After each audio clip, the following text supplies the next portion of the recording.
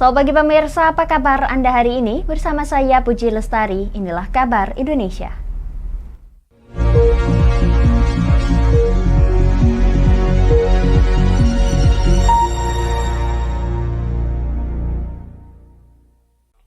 Penutupan Rapat Kerja Nasional atau Rakernas keempat PDIP berlangsung di G-Expo Kemayoran, Jakarta.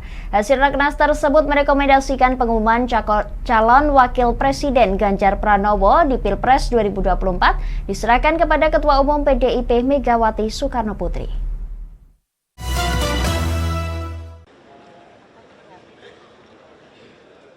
Rapat Kerja Nasional Rakernas keempat PDIP merekomendasikan pengumuman calon Wakil Presiden Ganjar Pranowo di Pilpres 2024 diserahkan sepenuhnya kepada Ketua Umum PDIP Megawati Soekarnoputri. Rekomendasi Rakernas tersebut dibacakan Sekjen PDIP Hasto Kristianto saat penutupan Rakernas 4 PDIP di G-Expo Kemayoran, Jakarta, Minggu 1 Oktober. Hasto juga menyebut Rakernas merekomendasikan strategi pemenangan pemilu 2024 dengan gotong royong berbasiskan tempat pemungutan suara. Juga dilakukan seluruh elemen partai yang menyatukan pemenangan pemilu sebagai satu kesatuan. Menyerahkan sepenuhnya kepada Ketua Umum PDI Perjuangan terhadap pengumuman calon Wakil Presiden yang akan mendampingi Bapak Ganjar Pranowo pada momentum yang tepat. Dengan mempertimbangkan dinamika politik, pergerakan 3 pilar partai di akar rumput, kesiapan badan pemenangan pemilu legislatif, dan konsolidasi tim pemenangan presiden. Selain itu, Rakernas juga menempatkan rakyat sebagai pemegang kedaulatan negara berdasarkan Undang-Undang 1945 serta menilai pemilu 2024 sebagai momentum transisi kekuasaan secara konstitusional dan demokratis. Pemirsa, Kementerian Lingkungan Hidup dan Kehutanan melakukan rapat koordinasi evaluasi penanganan kebakaran hutan dan lahan atau Karhutla di Kalimantan Selatan. Dalam agenda tersebut, Dirjen Planologi Kehutanan dan Tata Lingkungan atau KLHK Hanif Faisal Nurofik menilai pola perendaman dengan menambah jumlah pasukan darat dan memperbanyak pompa apung lebih efektif dalam mengatasi karhutla di lahan gambut.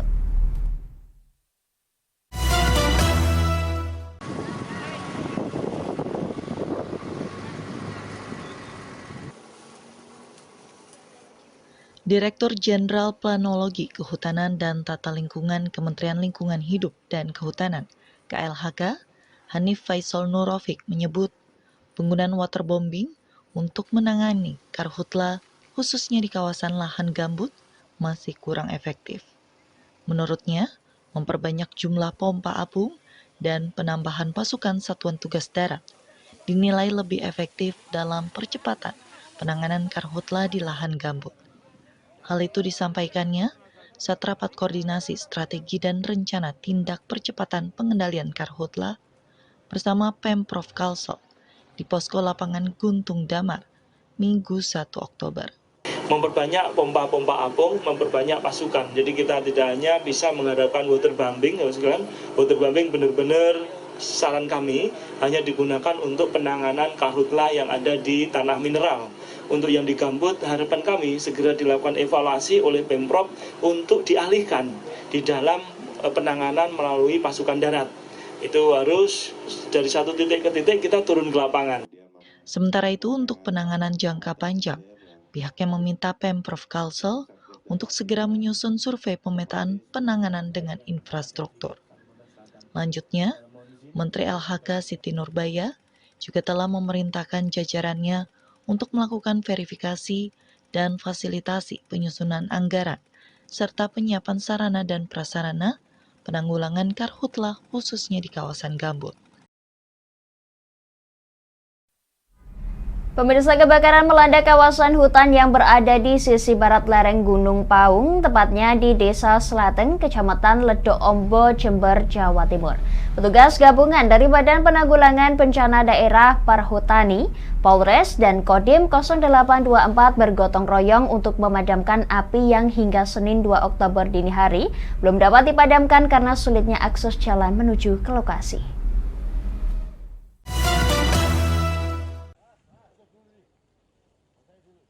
Petugas gabungan dari BPBD, Perhutani, Polres, dan Kodim 0824 Jember, Jawa Timur bersama masyarakat terus berusaha memadamkan api yang membakar kawasan hutan di Slerok, Desa Selateng, Kecamatan Ledok Ombok, Jember, Jawa Timur.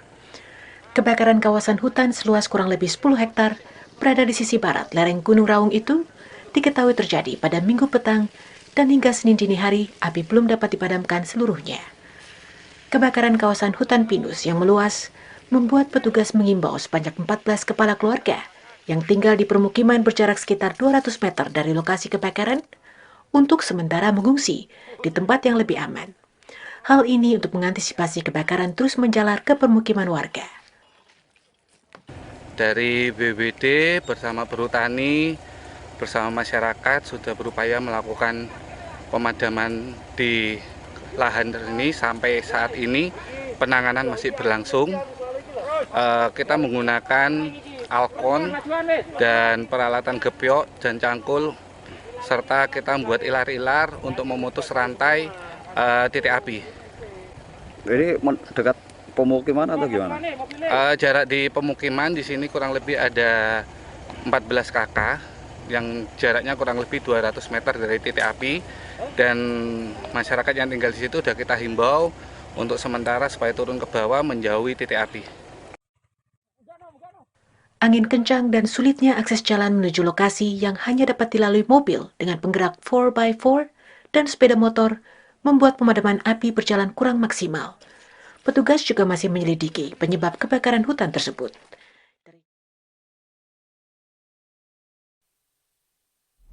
Pemirsa, kami akan kembali setelah jeda pariwara berikut ini. Tetap bersama kami di Kabar Indonesia.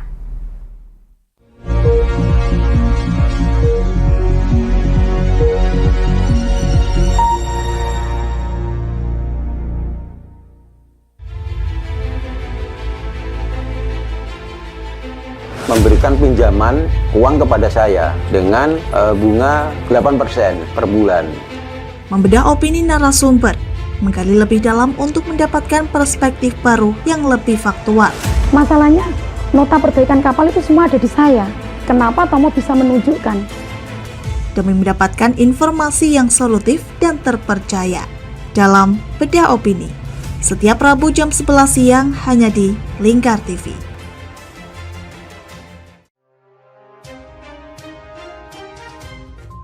Inilah ketiga anggota komplotan pencuri spesialis pecah kaca mobil setelah melakukan penggelapan 20 sepeda motor dan 2 unit mobil dengan modus retal. Merangkum semua peristiwa sebagai berita yang penuh fakta. Bersama Puji Lestari, saksikan Jateng hari ini setiap Senin hingga Sabtu jam 4 sore hanya di Lingkar TV. Bersama saya Galus Kargnanti dalam Sapa Jateng Lingkar TV. Melintas di daerah Sukolilo dikejar sama petugas bea cukai, ketangkap. Membahas dan menyuguhkan beragam potensi dari berbagai daerah di Jawa Tengah, ditemani narasumber-narasumber handal di bidangnya. Pencegahan dari awal mulai dari perilaku hidup bersih sehatnya juga harus dijaga seperti itu. Kami siap menyapa Anda dalam Sapa Jateng. Setiap Selasa jam 11 siang hanya di Lingkar TV.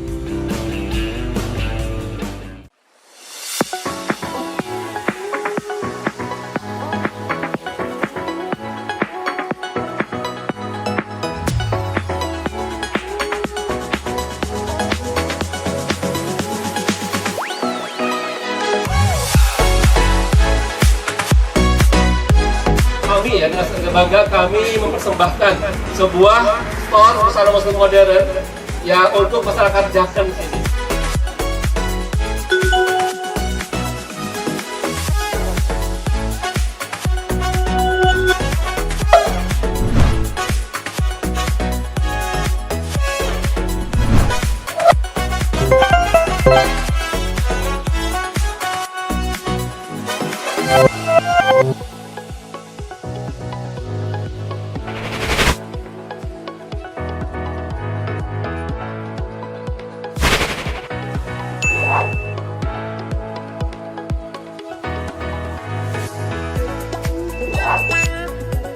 Assalamualaikum warahmatullahi wabarakatuh. Saya Dwi Mas Sony Pambudi dari Nibras Corporation. mengucapkan selamat dan sukses atas grand opening Nibras House ke-607 yang berlokasi di Kecamatan Jaken, Kabupaten Pati.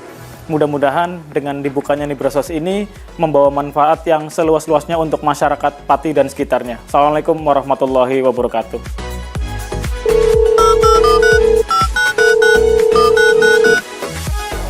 Selamat buat grand opening Nibras House Pati Jaken.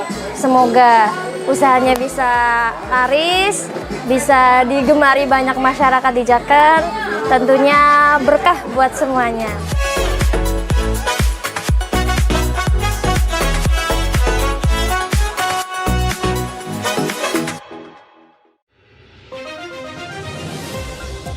Modus kedua pelaku ini berpura-pura kehabisan bahan bakar kendaraan. Setelah pelaku dibantu, mereka kemudian melakukan kekerasan dan mengambil paksa sepeda motor korban. Saat tiba di lapangan terbang Okbab, rombongan langsung dihadang 5 orang yang mengaku sebagai anggota KKB. Yakni melakukan bujuk rayu kepada korban yang merupakan santriwati pada momen kegiatan belajar mengajar khusus. Menyajikan informasi-informasi hangat dan terpercaya bersama Kabar Indonesia, setiap Senin hingga Sabtu jam 7 pagi, hanya di Lingkar TV.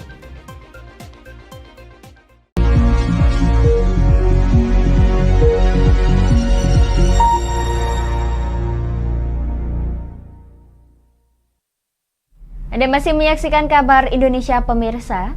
Keberadaan Provinsi Kepulauan Riau atau Kepri di jalur pelayaran Selat Malaka yang dekat dengan Singapura sebagai pusat perdagangan Asia Tenggara memberikan dampak positif terhadap minat investasi hingga sektor pariwisata. Menurut Asisten Deputi Kerjasama Ekonomi Regional dan Subregional Kemenko Perekonomian, Neti Muharni, hal ini didukung oleh konektivitas keberadaan kawasan perdagangan bebas dan kawasan ekonomi khusus.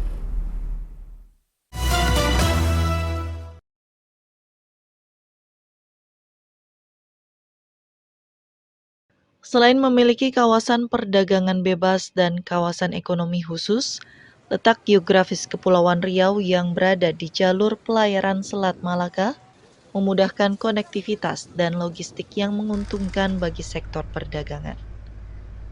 Hal ini lantas memungkinkan Kepri berkembang cepat dalam sektor perekonomian dan investasi. Tercatat hingga periode Maret tahun 2023, terdapat 783 perusahaan asing yang berinvestasi dengan nilai mencapai 3,2 triliun rupiah yang didominasi oleh investor asal Singapura, Hong Kong, China, Malaysia, dan Prancis. Hal itu diungkapkan oleh Asisten Deputi Kerjasama Ekonomi Regional dan Subregional Kemenko Perekonomian, Neti Muharni saat ditemui Antara di Batam, Kepulauan Riau pada Minggu 1 Oktober.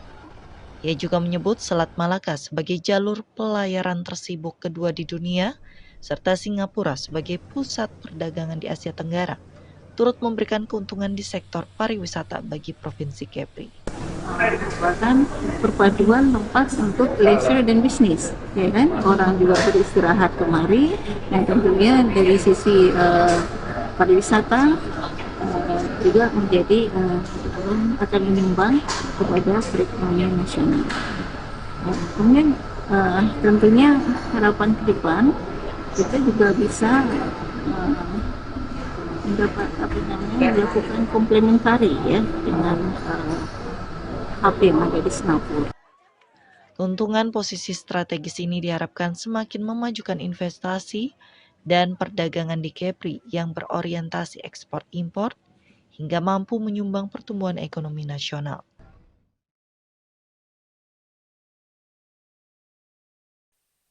Pemirsa, PT Pertamina Patraniaga Regional Papua Maluku mendistribusikan bahan bakar minyak atau BBM di Kabupaten Intan Jaya, Provinsi Papua Tengah yang merupakan salah satu daerah tertinggal, terdepan, dan terluar atau 3T. Hadirnya BBM satu harga ini dimaksudkan untuk mendorong perekonomian daerah serta mewujudkan energi berkeadilan bagi masyarakat di wilayah setempat.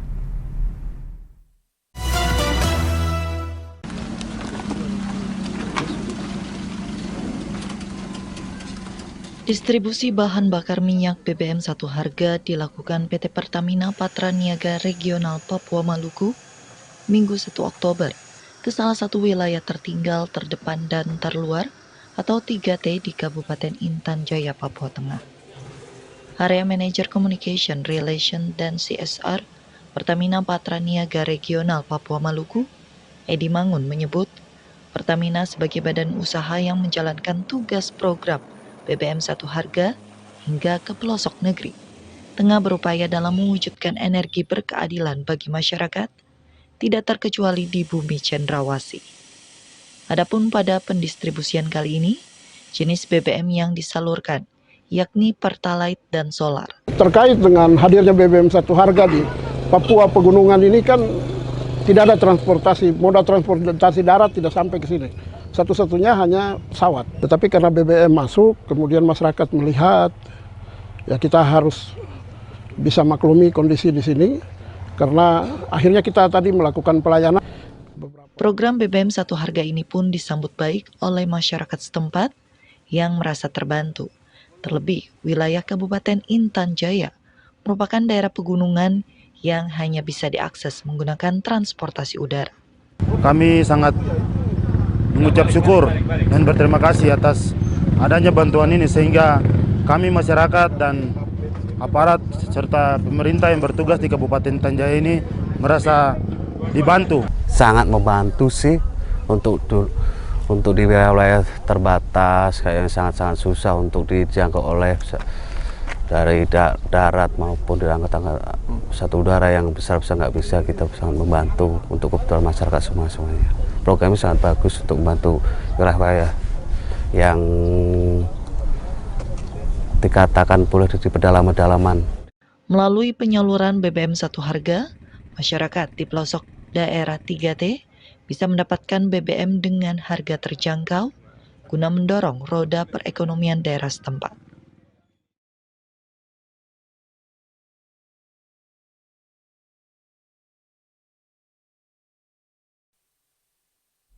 Pemirsa, kami akan kembali setelah jeda pariwara berikut ini. Tetap bersama kami di Kabar Indonesia.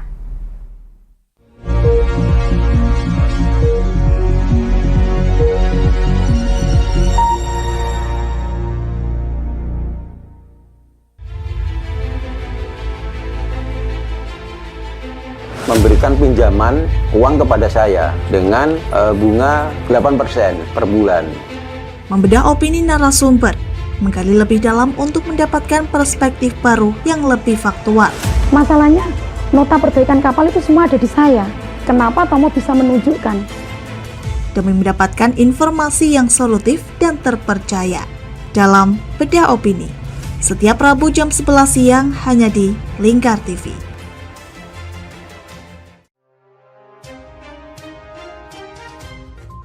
Inilah ketiga anggota komplotan pencuri spesialis pecah kaca mobil setelah melakukan penggelapan 20 sepeda motor dan 2 unit mobil dengan modus retal. Merangkum semua peristiwa sebagai berita yang penuh fakta. Bersama Puji Lestari, saksikan Jateng hari ini setiap Senin hingga Sabtu jam 4 sore hanya di Lingkar TV. Bersama saya Galus Kargnanti dalam Sapa Jateng Lingkar TV. Melintas di daerah Sukolilo dikejar sama petugas bea cukai, ketangkap. Membahas dan menyuguhkan beragam potensi dari berbagai daerah di Jawa Tengah, ditemani narasumber-narasumber handal di bidangnya. Pencegahan dari awal mulai dari perilaku hidup bersih sehatnya juga harus dijaga seperti itu. Kami siap menyapa Anda dalam Sapa Jateng. Setiap Selasa jam 11 siang hanya di Lingkar TV.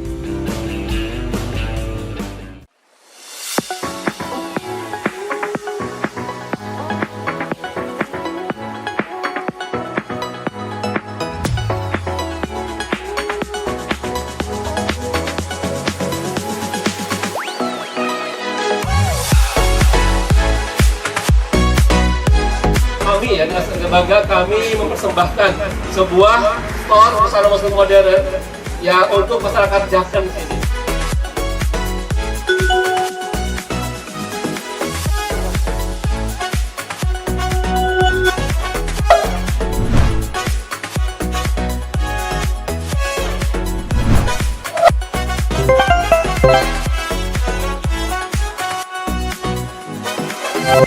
Assalamualaikum warahmatullahi wabarakatuh. Saya Dwi Mas Sony Pambudi dari Nibras Corporation mengucapkan selamat dan sukses atas grand opening Nibras House ke-607 yang berlokasi di Kecamatan Jaken, Kabupaten Pati. Mudah-mudahan dengan dibukanya Nibras House ini membawa manfaat yang seluas-luasnya untuk masyarakat Pati dan sekitarnya. Assalamualaikum warahmatullahi wabarakatuh.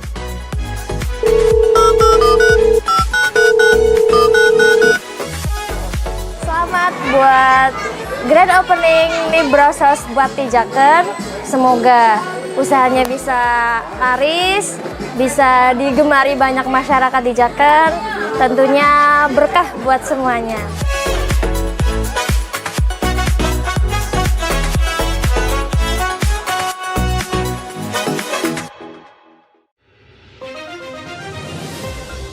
Modus kedua pelaku ini berpura-pura kehabisan bahan bakar kendaraan. Setelah pelaku dibantu, mereka kemudian melakukan kekerasan dan mengambil paksa sepeda motor korban. Saat tiba di lapangan terbang Okbab, rombongan langsung dihadang 5 orang yang mengaku sebagai anggota KKB. Yakni melakukan bujuk rayu kepada korban yang merupakan santriwati pada momen kegiatan belajar mengajar khusus. Menyajikan informasi-informasi hangat dan terpercaya bersama Kabar Indonesia, setiap Senin hingga Sabtu jam 7 pagi, hanya di Lingkar TV.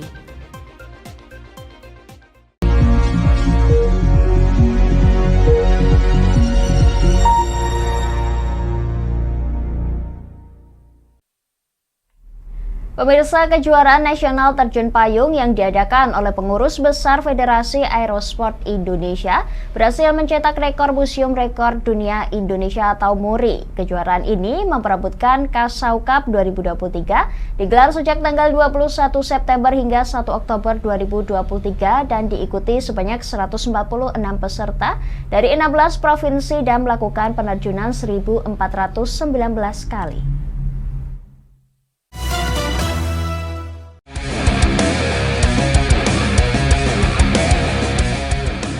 Pengurus Besar Federasi Aerosport Indonesia, PBFASI, menggelar kejuaraan nasional terjun payung memperebutkan Kasau Cup 2023 di Pangkalan Udara Abdul Rahman Saleh, Malang, Jawa Timur. Kejuaraan berlangsung sejak 21 September hingga 1 Oktober, diikuti 146 peserta dari 16 provinsi dan telah melakukan penerjunan sebanyak 1.419 kali. Capaian tersebut berhasil mencetak rekor dan tercatat pada Museum Rekor Dunia Indonesia MURI. Beberapa rekor nasional pun terpecahkan, seperti kerjasama antar parasut dan formasi penerjun putri yang belum pernah ada selama ini. Ketua Harian PBFASI Marskal Muda TNI Andi Wijaya pada Minggu 1 Oktober mengatakan, kejuaraan ini sekaligus untuk menjaring atlet terjun payung andalan yang akan diikut-sertakan dalam seleksi Pekan Olahraga Nasional ke-21 ataupun kejuaraan-kejuaraan lain untuk peningkatan kualitas penerjun. Hasil kali ini sudah meningkat daripada tahun yang lalu, sehingga kita meminta pimpinan perhatiannya lebih untuk meningkatkan kualitas para atlet atau khususnya penerjun-penerjun Indonesia. Kita akan membuat standar kejuaraan nasional terjun payung dari kejuaraan terjun payung tahun ini 2023. Kegiatan ini menjadi tolak ukur bagi MURI dan juga standar bagi Indonesia untuk terus meningkatkan kualitasnya, khususnya dalam cabang kompetisi terjun payung agar menciptakan atlet yang luar biasa yang juga bisa berkompetisi di ajang internasional nanti. PBFASI tetap akan melakukan evaluasi dari hasil kejuaraan nasional kali ini dan menyusun rencana untuk meningkatkan kemampuan para atlet serta penambahan sarana dan prasarana yang dibutuhkan. Peningkatan prestasi tidak hanya untuk mencetak rekor MURI baru, namun untuk penampilan terbaik pada PON Aceh dan Sumut di tahun depan, kemudian kejuaraan dunia ataupun kejuaraan multi-event tingkat internasional lainnya.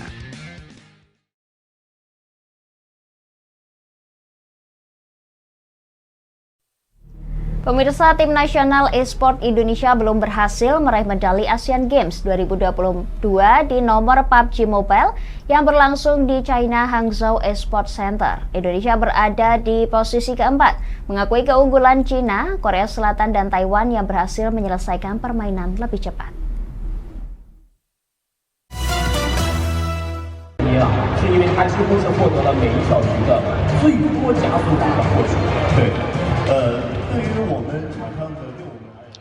Indonesia harus mengakui keunggulan China, Korea Selatan, dan Taiwan dalam babak final e-sports nomor PUBG Mobile di Asian Games Hangzhou 2022, Minggu 1 Oktober. Tim nasional e-sports Indonesia harus puas dengan urutan keempat setelah bertanding dalam 4 babak selama hampir 2 jam. Tim Merah Putih mencatatkan total waktu 53 menit 22 detik, lebih lambat 2 menit dibandingkan Taiwan yang berada di posisi ketiga. Sementara itu, China merebut medali emas dengan total waktu 44 menit 36 detik. Para atlet e-sports bahkan mengaku kecewa karena hasil yang tidak sesuai harapan.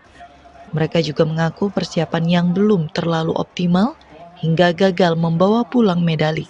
Ada beberapa strategi yang mereka simpan yang bisa menyebabkan ya kayak tadi sih, kaget aja sih. Untuk hasilnya juga ya kurang puas juga karena ya nggak senang juga kita kalah gitu. Masih kurang banget persiapan untuk bertanding di Asian Games ini, tapi kita udah cukup senang lah kita bisa berada di titik final ini karena kita persiapan cuma 1 bulan doang. Yang lain 3 tim ini bisa dibilang udah lebih banyak pengalaman daripada kita. Emang baru pertama kali juga ikut di Asian Games. Alhamdulillah pengalaman pertama udah bisa lolos sampai final, tapi sayang sekali belum bisa bawa pulang medali ke Indonesia. Terima kasih.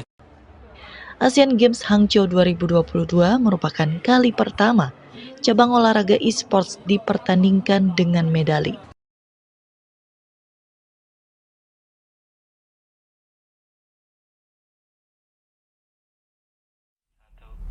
Demikian kabar Indonesia pemirsa, nantikan kabar Indonesia selanjutnya hanya di Lingkar TV. Saya Puji Lestari pamit dari hadapan Anda, selamat melanjutkan aktivitas Anda. Selamat pagi dan sampai jumpa.